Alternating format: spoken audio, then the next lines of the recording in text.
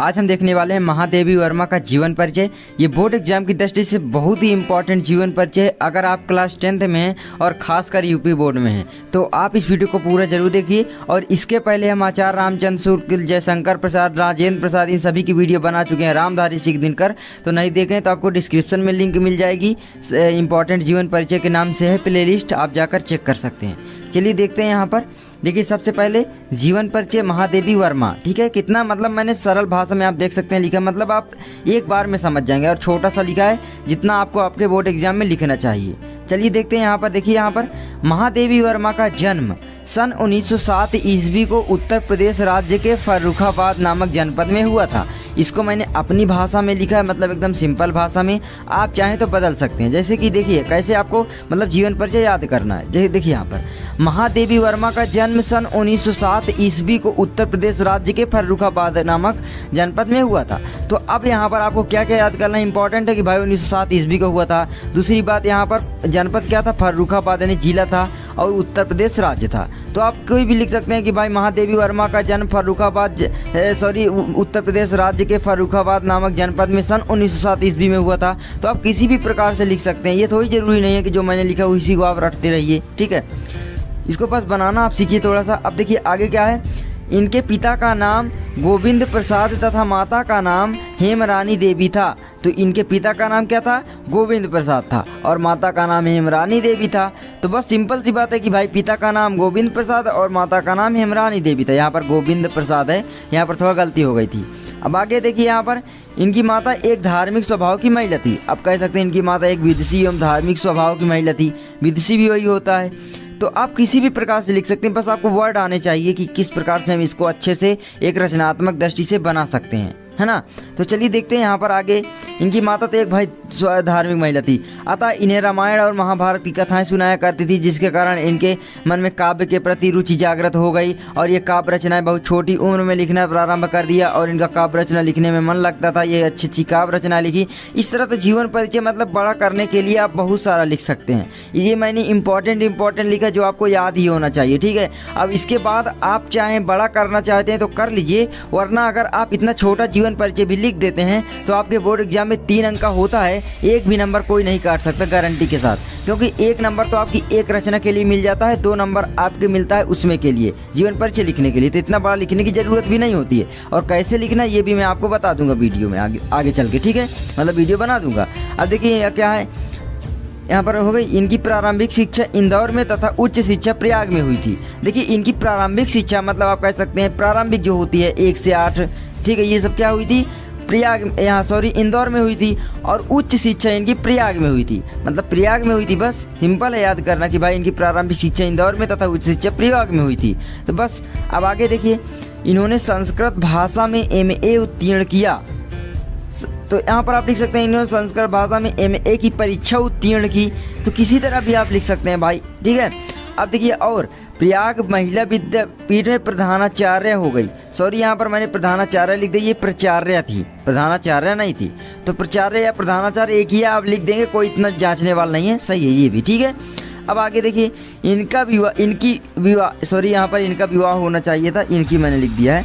तो इनका विवाह छोटी आयु में हो गया था। तो इनका विवाह क्या हो गया था, छोटी आयु में। आप कह सकते हैं इनका विवाह 11 वर्ष के आयु में लगभग हो गया था। तो आप लिख सकते हैं कि इनका विवाह मात्र 11 वर्ष की अवस्था में ही हो गया था। मतलब ये जब बहुत छोटी आयु की थी, मात्र 11 वर्ष की थी, तभी इनके विवाह हो गया था। तो इस तरह भी लिख सकते हैं, मतलब यार किसी तरह भी लिख सकते हैं। बस इंपॉर्टेंट टॉपिक आपको मालूम होना चाहिए कि इनका विवाह छोटी आयु में हुआ था, बस सिंपल है। तो आपको याद हो गया होगा, ठीक है। आगे चल के मैं आप फिर से एक बार दोहरा दूंगा। अब देखिए यहाँ पर क्या हो गया, इनके पति का नाम रूपनारायण वर्मा था। तो इनके पति का नाम क्या था, रूपनारायण वर्मा। तो आप लिख सकते हैं कि इनका विवाह मात्र 11 वर्ष की अवस्था में, या इनका विवाह मात्र बहुत ही छोटी वर्ष की अवस्था में रूपनारायण वर्मा के साथ हो गया था। इनके पति एक डॉक्टर थे। ये तो आगे अगर नहीं इसको याद करने की जरूरत भी नहीं है भाई, ठीक है। इनका जीवन परिचय आप बना रहे हो ना कि इनके पति का। तो इनके पति डॉक्टर थे और डॉक्टर मतलब दाम्पत्य जीवन में इनकी रुचि नहीं थी, अतः ये अपने पति से दूर रहती थी या अलग रहती थी। तो ये भी आप लिख सकते हो, ठीक है, क्योंकि ये रचनाएं लिखती थी भाई और पति तो डॉक्टर थे, तो इनका मन कहाँ उनके साथ लगेगा, आप ही सोचिए। बस इसी तरह दूर रहती थी उनसे। कुछ समय तक इन्होंने चांद पत्रिका का संपादन किया। देखिए कुछ समय तक इन्होंने चांद पत्रिका का संपादन किया, बस सिंपल है। याद कर लीजिए, याद करना नहीं इसको छोड़ भी सकते हैं, लेकिन हाँ याद कर लीजिए यार, इतना तो याद ही करना पड़ेगा। अब इतना छोटा थोड़ी नहीं लिख सकते कि एक ही लाइन में लिख दो, ठीक है। अब देखिए कुछ वर्षों तक ये उत्तर प्रदेश विधान परिषद की मनोनीत सदस्य भी रही।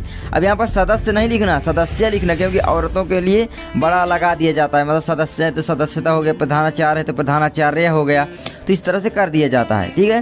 तो क्या है, उत्तर प्रदेश विधान परिषद की मनोनीत सदस्य भी रह चुकी थी, ठीक है, इस तरह आप लिख सकते हैं। अब देखिए आगे, इन्होंने नारी स्वतंत्रता के लिए सदैव संघर्ष किया और उनके अधिकारों की रक्षा के लिए नारियों का शिक्षित होना आवश्यक बताया। तो मतलब इन्होंने क्या किया कि नारियों की स्वतंत्रता के लिए, भाई देखो हमेशा पुरुष लोग नारियों को सताते थे या सताते अभी भी हैं, तो क्या है भाई कि इन्होंने नारी स्वतंत्रता के लिए सदैव संघर्ष किया और उनके अधिकारों की रक्षा के लिए। भाई उनका अधिकारों की रक्षा तभी हो पाएगी जब वो शिक्षित होंगी, तभी तो अपने अधिकारों की मांग कर पाएंगी, है ना। तो यही आपको कहा गया कि इन्होंने नारी स्वतंत्रता के लिए संघर्ष किया और उनके अधिकारों की रक्षा के लिए नारियों का शिक्षित होना आवश्यक बताया। एकदम सिंपल है। अब देखिए, इनकी साहित्य सेवाओं के लिए राष्ट्रपति ने इन्हें पद्म भूषण अलंकार से सम्मानित किया। तो बस ये लिख सकते हैं आप, इनकी मृत्यु सन 1987 ईस्वी को हो गई। इतनी सिंपल है, मतलब छोटा सा जीवन परिचय मैंने आपको बताया, देख सकते हैं कितना छोटा सा है यार। इतना अगर आपको याद नहीं होता तो फिर आप क्या करेंगे।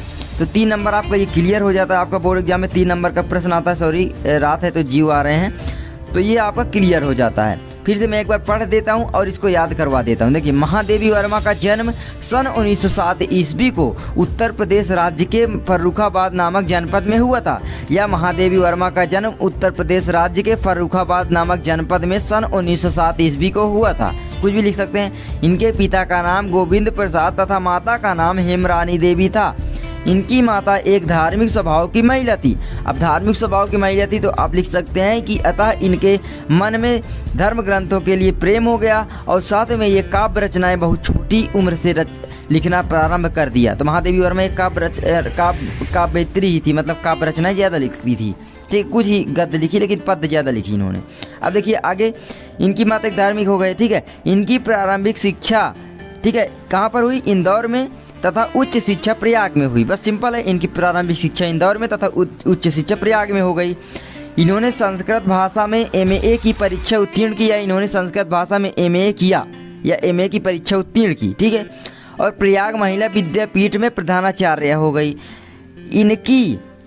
इनका विवाह छोटी आयु में हो गया था। जब ये मात्र 11 वर्ष की थी तभी इनका विवाह आप लिख सकते हैं रूप नारायण वर्मा के साथ हो गया था। या आप इसी तरह लिख सकते हैं कि भाई इनका विवाह छोटी आयु में हो गया था। इनके पति का नाम रूप नारायण वर्मा था और इनके पति एक डॉक्टर थे।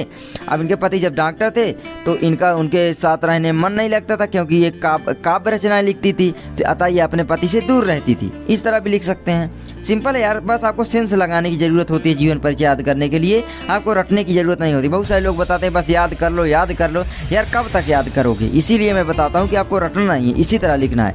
कुछ समय तक इन्होंने चांद पत्रिका का संपादन किया। कुछ वर्षों तक ये उत्तर प्रदेश विधान परिषद की मनोनीत सदस्य भी रही। इन्होंने नारी स्वतंत्रता के लिए सदैव संघर्ष किया और उनके अधिकारों की रक्षा के लिए नारियों को शिक्षित होना आवश्यक बताया।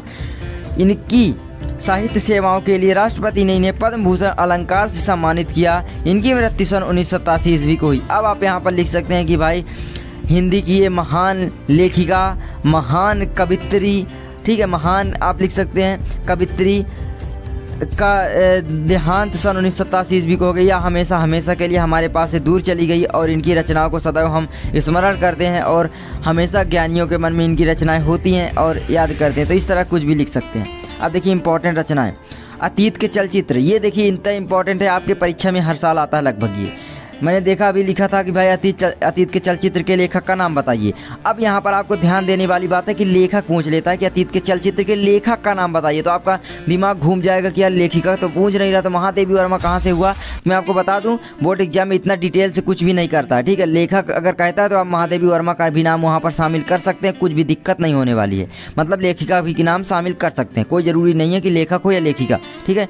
अब इनकी और महत्वपूर्ण रचना निहार, रश्मि नीरजा, सांद गीत, दीप शिखा लिखा आदि इनकी महत्वपूर्ण रचना है। अब एक है संस्मरण एवं रेखा चित्र, इनका याद कर लीजिए, स्मृति की रेखाएं। कभी कभी पूछ लेता है कि ना कि भाई किसी एक संस्मरण लेखक का नाम लिखिए, तो आप लिख सकते हैं महादेवी वर्मा। या कभी कभी पूछ लेता है किसी एक संस्मरण लेखक तथा उसकी एक रचना का उल्लेख कीजिए, तो महादेवी वर्मा स्मृति की रेखाएं।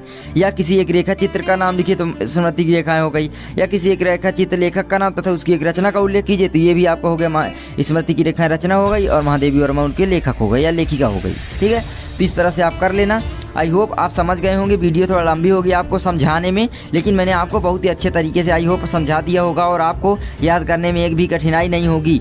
तो बस यार यही थी वीडियो। आई होप आप समझ जाएंगे और वीडियो को लाइक कर देंगे। मिलते हैं नेक्स्ट वीडियो में यार, तब तक के लिए जय हिंद, जय भारत, वंदे मातरम।